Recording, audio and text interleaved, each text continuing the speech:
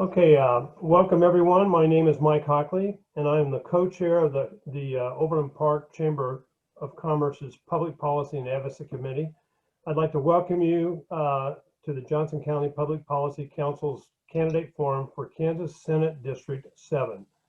Today's forum is co-hosted by the Northeast Johnson County Chamber and the Leawood Chamber. Joining me today are Ethan Corson, the Democratic candidate, and Laura McConwell, the Republican candidate. The Johnson County Public Policy Council is comprised of 10 chambers of commerce serving the Johnson County, and we've developed today's questions focused on business and community issues. We'll start with brief opening statements by each of our candidates, and then that will be followed by Q&A. At the conclusion of the forum, each candidate will have time to make a closing statement. Because of the constraints on the format, we will not have questions from the audience.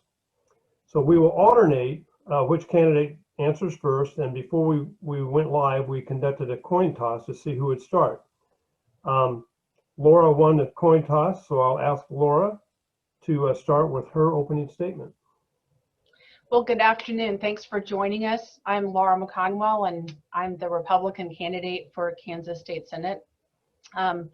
I'm excited to be here today to talk about our community issues and our business issues.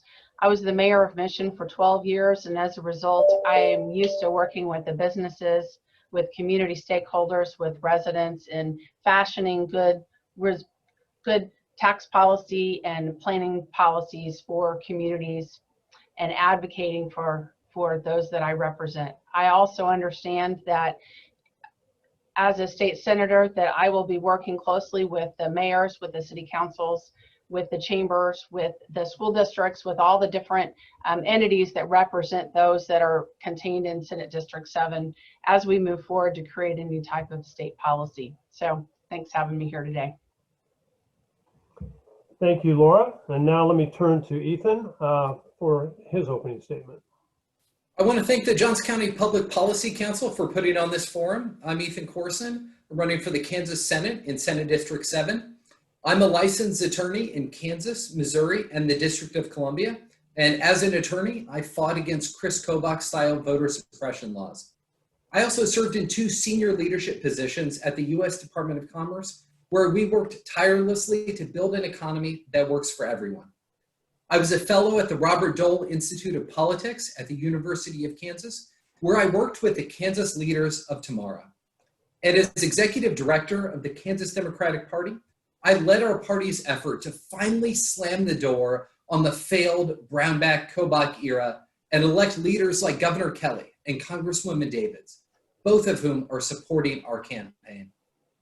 But most importantly, I'm a husband to my wife, Jenna, and a father to our 16-month-old son, a future Kansas public school student.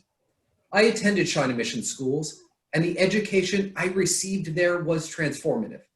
And my goal in public service is to make sure that every child in Kansas has even more opportunities than I did. To create those opportunities, we're focused on 4 issues. First, I want to make sure that every child in Kansas can attend a world-class public school.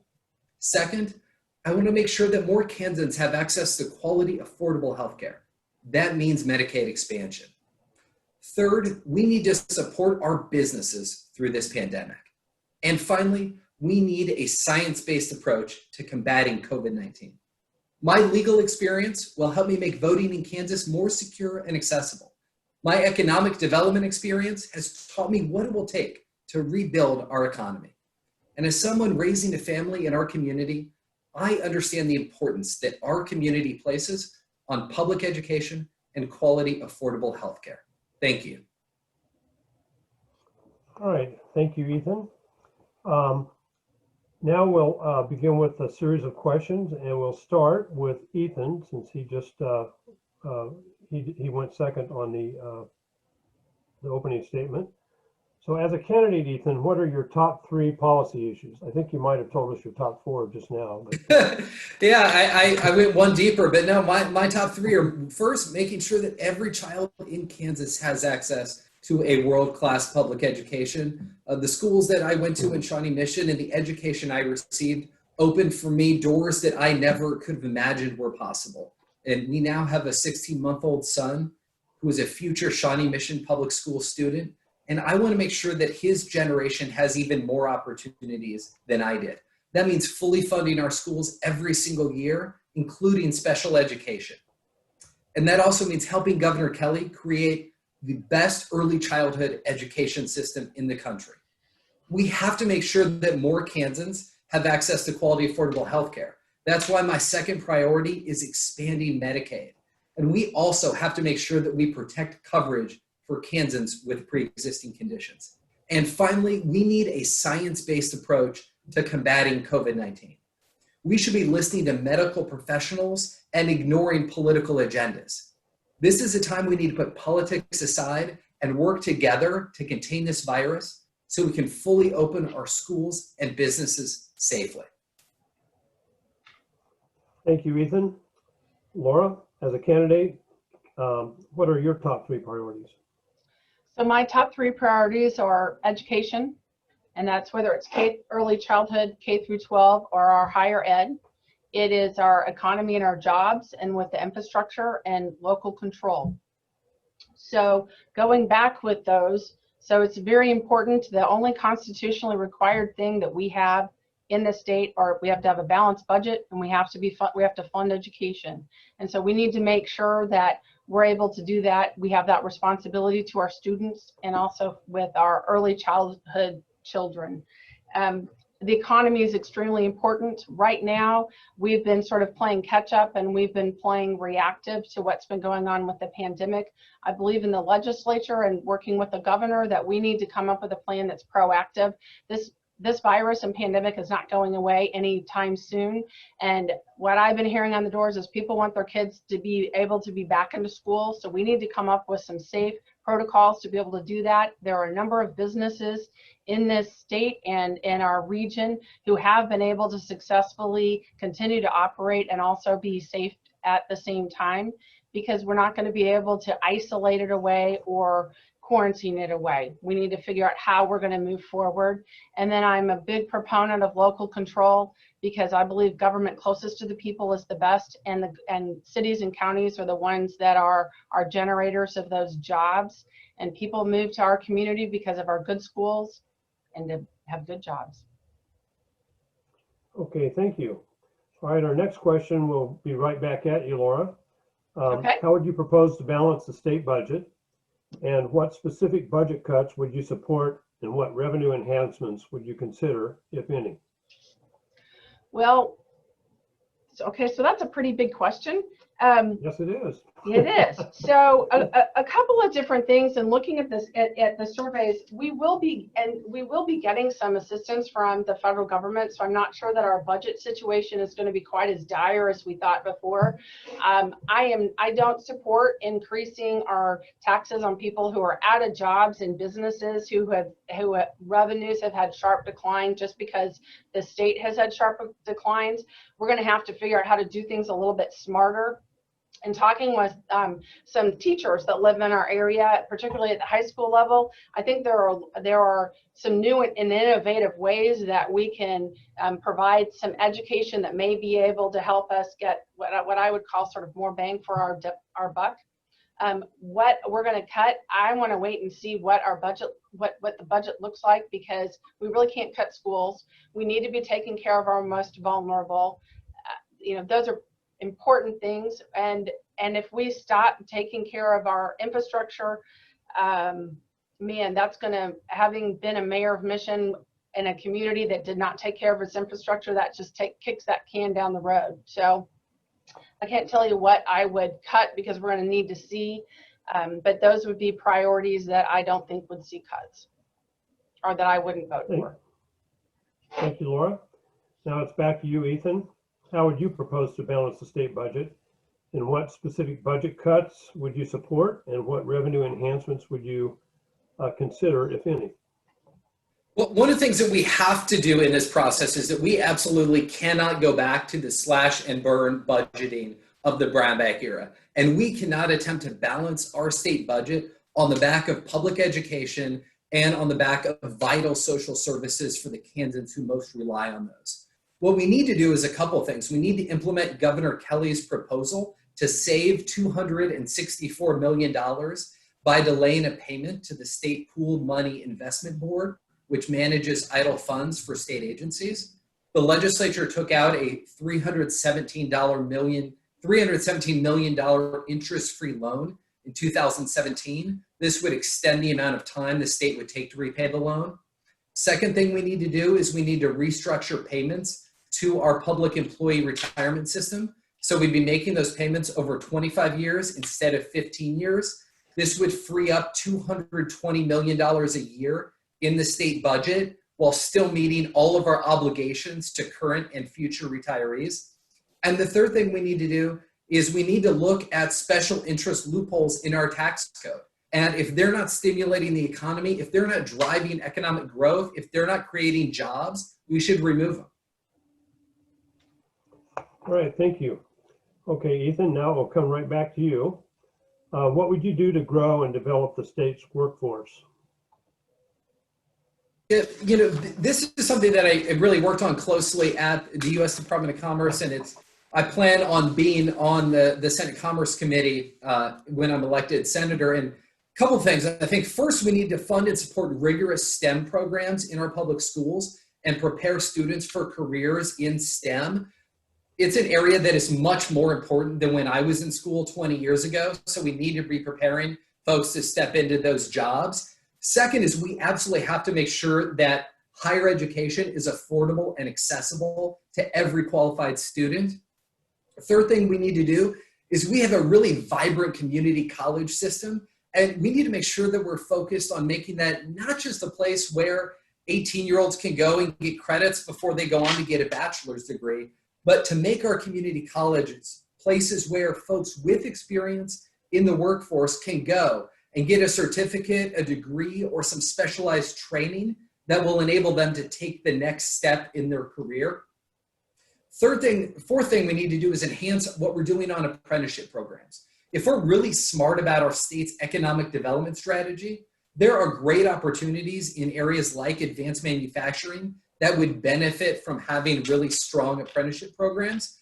And finally, we need to work with our businesses to understand where all of our state's industries are going and understand what skills, training, and experience they need in their employees, not only of today, but of tomorrow. All right. Thank you, Ethan. Let's see. If I get that right. So I guess it would be back to you, Laura. What are your views on K-12 public education funding? Whoops. Did you do the workforce one? No, I have not done the workforce one. My mistake. What would you do to grow and develop the state's workforce? No, you're good. Well, I apologize. No worries. One of the things that I would do as a state senator is to stay out of the way of the local communities, because particularly here in Johnson County, we've got the robust Johnson County Community College, which not only works with our four-year colleges to help make college more affordable and accessible to a lot of students. They also have a lot of career training for people who have faced career changes, whether it's been a layoff or whether it's been a downsizing, so that they're able to get additional skills. The other thing that I've seen, while I was mayor, I was the chairwoman of the first suburbs with the National League of Cities. And so working with them and also several of the economic functions, we have learned that our community colleges can work really, and our cities and our counties work really well with our local industries, because businesses move to places where they have a trained, educated, ready workforce. And so that's been something I've been proud of, having been part of for a number of years in both our county and at the city level, is engaging with those businesses and with the community colleges and the high schools to work at expanding those programs. I'm on the Shawnee Mission Education Foundation, and so we have corporate partners, and so we're working to help expand a lot of those internship opportunities for students who may not otherwise have those opportunities. And I'm a big proponent of having children and students be prepared not just for college but for work. Thank you, Laura, and I apologize for getting mixed up on the questions. No worries. So, okay, this one's back to you, so you have a preview of the question. What are your views on K-12 public education funding? Well, I think it's very critical to our state to fund K through 12 education. I also think it's up to the individual school boards to determine how to allocate that.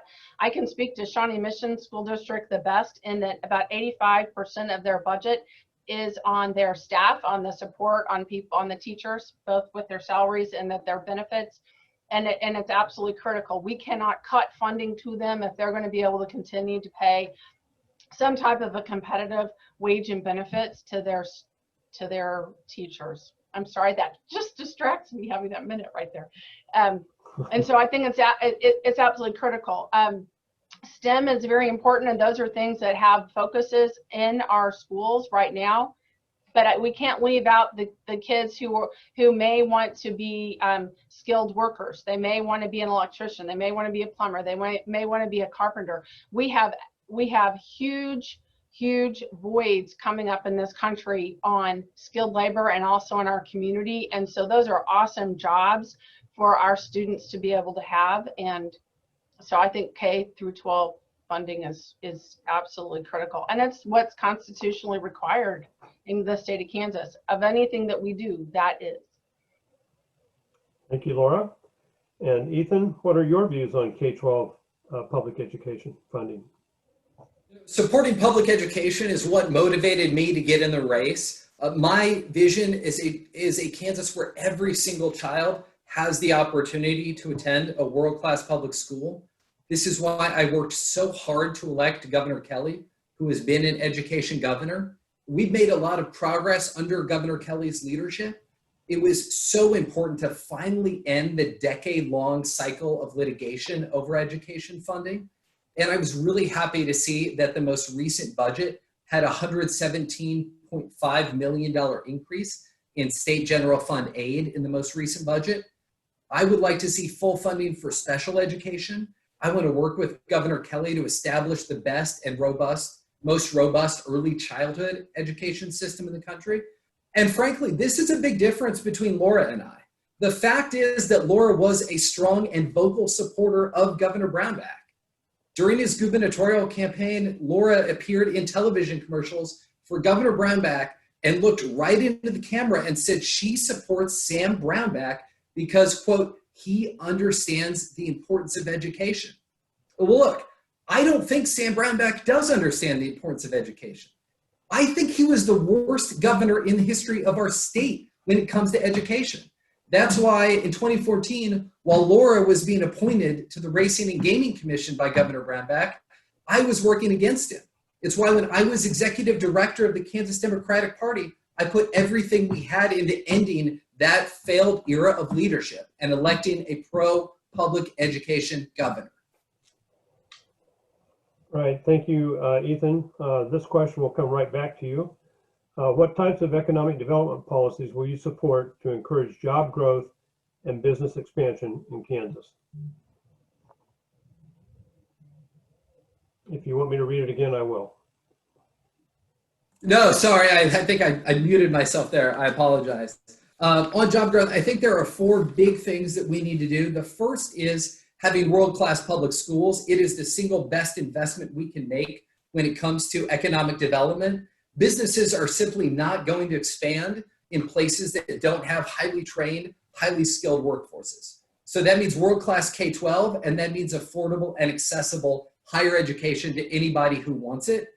Second is we really need to have an economic development strategy focused on sectors that Kansas has natural advantages in, areas like wind. If we do this smart, this could be a huge win-win, both in terms of economic growth and in making our state cleaner and greener. The third thing is I think government can play a really important convening role in bringing together businesses and our community colleges so a worker can go to their community college, get a degree or a certificate in a specific area, and then find a job in their community with a business that needs someone with that skill set. And finally, we need to have really talented professionals who are out there selling our state, selling all the great things about Kansas, and helping existing businesses expand. I've been impressed with the work of the Department of Commerce under Governor Kelly and Secretary Toland, they just hired a very experienced deputy secretary to focus on these issues. For the first time in 7 years, they have a fully staffed business recruitment team. And I look forward to working with the Commerce Department as a member of the Senate Commerce Committee. All right, thank you, Ethan. Laura, what types of economic development policies will you support to encourage job growth and business expansion in Kansas? Well, a couple of things. Number one, I'm concerned, and as this affects the mayors and local governments, of the sort of fight across state line. And so I would encourage the Department of Commerce to be very selective in how they incentivize businesses to move, because the majority of the incentives that we seem to have been giving have been for businesses that, you know, maybe move a mile or two east or west. So that's a huge concern. I will continue to support expanding what we do with our community colleges and our businesses, because we're already doing a lot of the things that Ethan has described. We're already working with businesses. There are businesses that have internships. There are businesses that work with apprenticeships, that work with our young people and the people that want to change positions, which is why this Senate District 7 has been so successful and so stable and so viable, because people move here because they know they have good jobs and can find good jobs. They move here because they know they're going to get an awesome education for their children, whether their children are going to want to go on to college, whether their children are going to want to have some type of a technical career, whether their children are going to want to have some type of a vocational career. And so you have generations upon generations of people that have moved to this Senate District 7, that live here, that have continued to live here. They've raised their families. And that's why it's such an awesome place to be. I mean, I'm one of them. My parents, my aunts and uncles have all gone to Shawnee Mission. I've gone to Shawnee Mission. It's a great place. Thank you. Okay, Laura, this comes back to you. Mm-hmm. What are your views on state tax policy, and be as specific as you can? Well, okay, so I support having a balanced tax policy. I think when you have a balanced tax policy, and that's going to be in between with we have some property taxes, we have sales taxes, and we also have income taxes, so that any one downturn or movement in the economy isn't going to disproportionately affect one sector or another sector. And, you know, we moved away from that. The legislature in the past few years have started bringing that sort of, I think they used to call it a three-legged stool, bring that back into the Kansas. And it really makes a lot of sense, so that you're not disproportionately impacting one segment or another, or putting us at a real disadvantage with downturns in the economy or downturns in certain sectors of the economy, so that, you know, we have all of our eggs in one basket, so to speak. I understand the reason why they went a different direction before, but, you know, we're not a coast, we're not a big tourist state. We really need to have that balanced policy so we have some consistency. And I don't know that businesses want to come to a state where things just keep pivoting back and forth and changing. People that want to invest their hard-earned dollars in Kansas are going to want to know, you know, what the lay of the land is. They're going to want to know that they've got a fair tax strategy and implementation with the income taxes, the property taxes, and the sales taxes. Thank you, Laura. Ethan, what are your views on state tax policy? And please be as specific as you can. So under Governor Brownback, we saw a drastic move away from our tradition of a sensible tax policy based on a reasonable balance between income, sales, and property taxes. As a result, we've been left with the country's highest sales taxes, or one of them, including on things like food and gasoline. So the governor has appointed a council on tax reform, and that final report from that council is going to be finished right before the next legislative session. So I'm really looking forward to reviewing it and seeing what their specific recommendations are. But let me talk from a big picture perspective, and then I will drill down. From a big picture, what we need to have is a tax policy that creates economic growth, that provides certainty to businesses, so we're not having these wild swings every couple of years in the direction that we're going as far as tax policy. We need to have a tax policy that supports public investment in things like education, infrastructure, and healthcare. And it needs to be a tax policy that is friendly towards working Kansas families. And now let me talk specifics. Some things I would like to see are a reduction in our food sales tax, or at a very minimum, some sort of a food sales tax rebate. I would also like to see return of the local ad valorem tax reduction fund, which would help our local governments lower property taxes. All right, thank you. Ethan, this question will be for you. What are your views on healthcare policy and Medicaid expansion? Sorry, I keep muting myself after every question, but look, Medicaid expansion is a moral and economic imperative for Kansas. We should have done this years ago, but to not expand Medicaid in the face of a global pandemic that is continually increasing the number of Kansans without employer-sponsored health care coverage is morally wrong, and it is just flat out terrible economics. Expansion would provide health insurance for at least 130,000 Kansans, including 40,000 children. Expansion is simple. It means a healthier workforce and healthier Kansas families. It would result in less uncompensated care, which would lower premiums for everybody. We are now the only state in our region that has not expanded Medicaid. And our failure to do so means that we are forfeiting $1.8 million a day. Since 2014, that's $4.25 billion. Now, I'm glad that Laura will say now that she supports Medicaid expansion, but the fact is we don't have Medicaid expansion right now in Kansas for two reasons. The first is Governor Sam Brownback, who vetoed Medicaid expansion, who Laura strongly supported. And the second reason we don't have Medicaid expansion today is the Republicans in the Kansas Senate that Laura wants to join. I will continue to be a champion for Medicaid expansion, which is why I worked so hard to elect Governor Kelly. Thank you, Ethan. Laura, what are your views on healthcare policy and Medicaid expansion?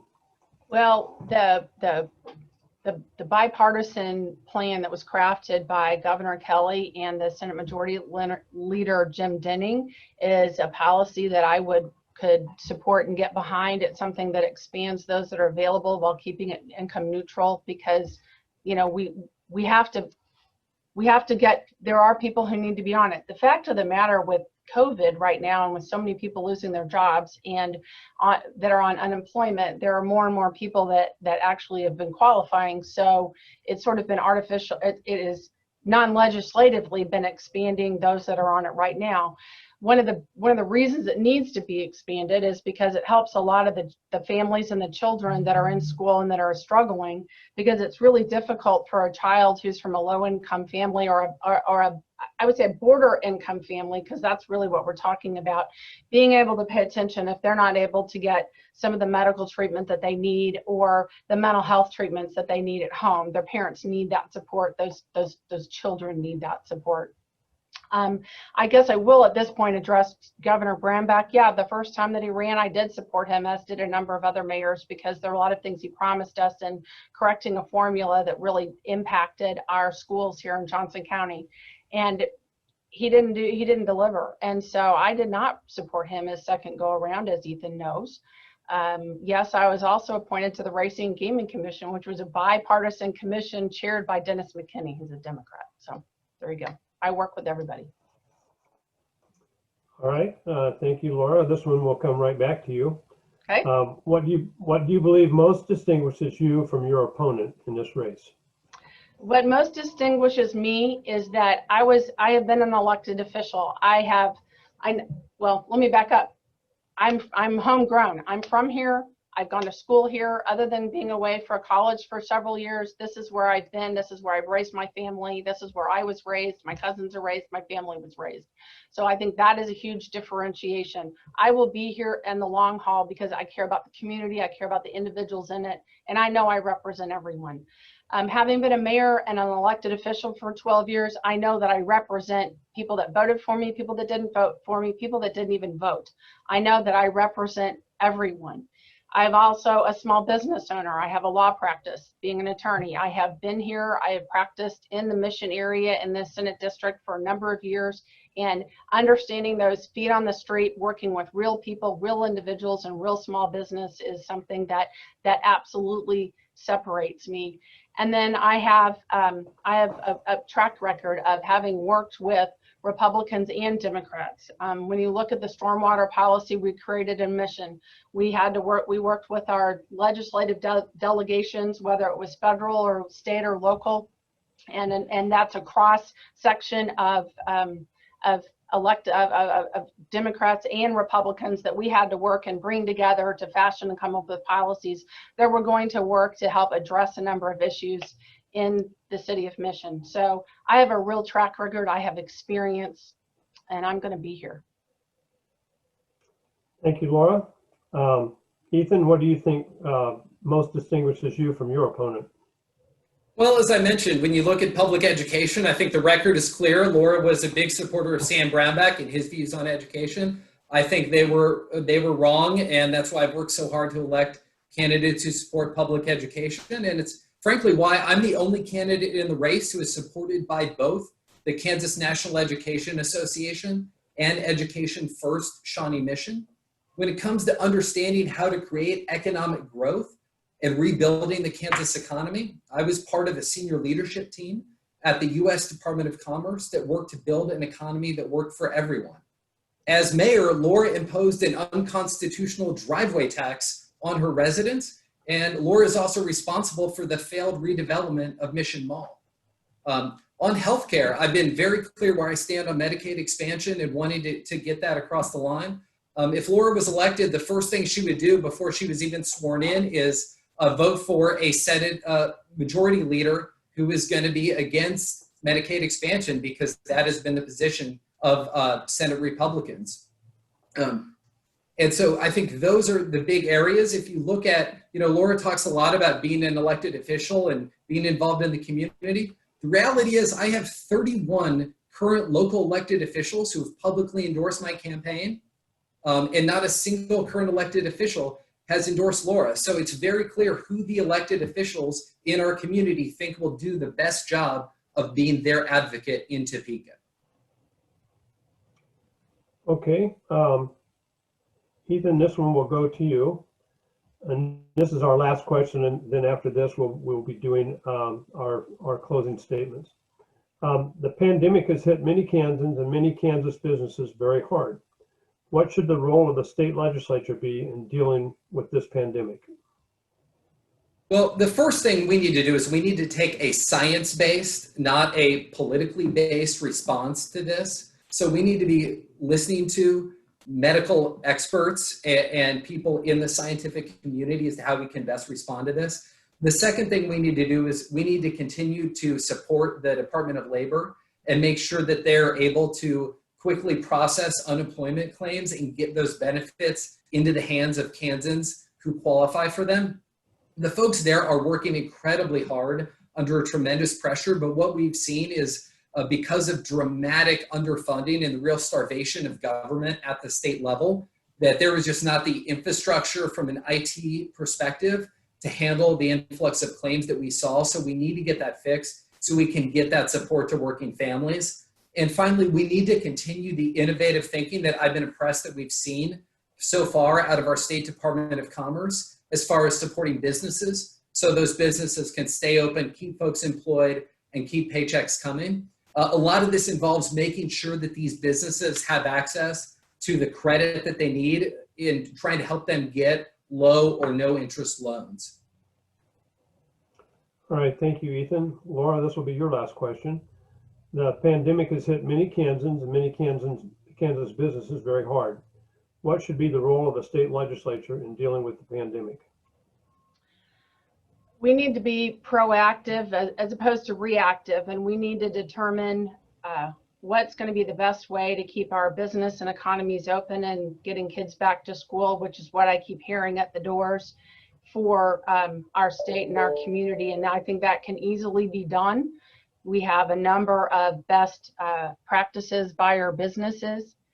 we cannot, the Department of Labor and with unemployment, that's been a real disaster trying to get funds to folks, and whoever Ethan wants to blame, the bottom line is they haven't been delivering and taking care of those employees who have been out of work, who desperately need some of those checks. And so there's been a real shakeup over the Department of Labor about that. And I, lay that at, I guess, the current administration's feet.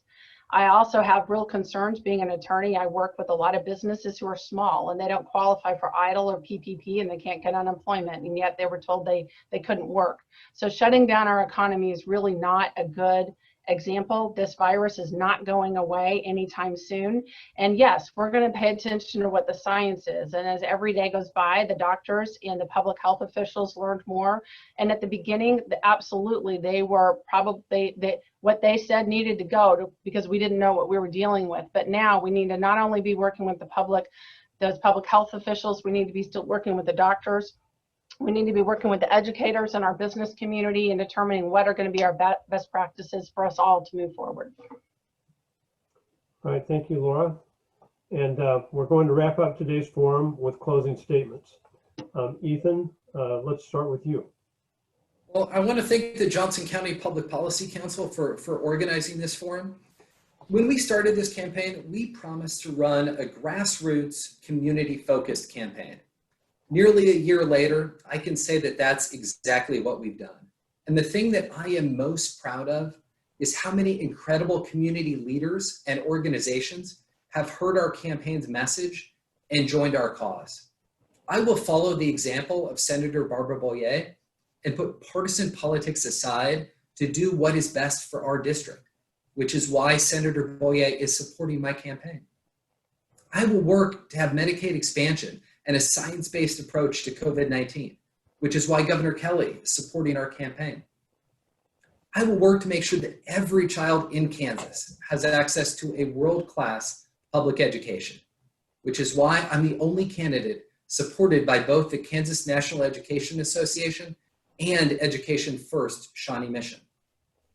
Our campaign has rejected the meanness, extremism, and vitriol that has infected our politics, which is why the Political Action Committee of the Mainstream Coalition is supporting our campaign. I'm committed to making our schools and communities safer, which is why Moms Demand Action for Gun Sense is supporting our campaign. I'm going to create a cleaner and greener community, which is why the Kansas Sierra Club is supporting our campaign. I will be a strong advocate for our community in Topeka, which is why 31 local elected officials are supporting our campaign. I want to raise my family in a Kansas that is open, inclusive, and welcoming, which is why Equality Kansas is supporting our campaign. I want everyone to be able to make their own healthcare decisions, which is why Planned Parenthood Great Plains Votes is supporting our campaign. And now I'm asking that you join these incredible community leaders and organizations and support our campaign in this election. Thank you. All right, thank you, Ethan. And now, Laura, your closing statement.